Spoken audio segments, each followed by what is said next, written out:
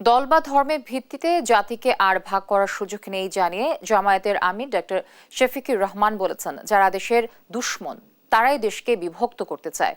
শুক্রবার সকালে গাজীপুরে ছাত্র আন্দোলনে নিহত শহীদ পরিবারের সদস্যদের সঙ্গে মতবিনিময় সভায় তিনি কথা বলেন।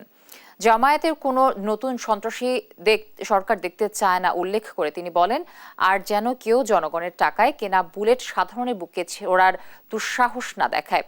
এ সময় বর্তমান সরকারের কাছে ছাত্র আন্দোলনে শহীদের স্বীকৃতি দাবি জানান তিনি। সে সঙ্গে পাঠ্যপুস্তকেও শহীদের বীরত্বগাথা তুলে ধরার পরামর্শ দেন। সব শহীদ পরিবার থেকে একজনকে সরকারি চাকরি দেওয়ারও প্রস্তাব দেন জামায়াতের আমির।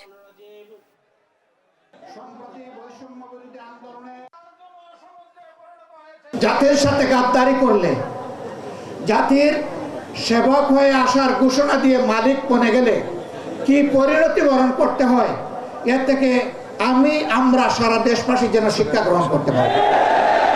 আগামীতে স্বৈরাচারের এমন কোনো স্বৈরাচারের জন্ম হবে না যারা ক্ষমতায় থাকা অবস্থায় জনগণের অর্থে কিনা অস্ত্র আর বুলেট জনগণের বুকে ছোড়ার দুঃসাহস করবে, এমন কারো জন্ম হবে না।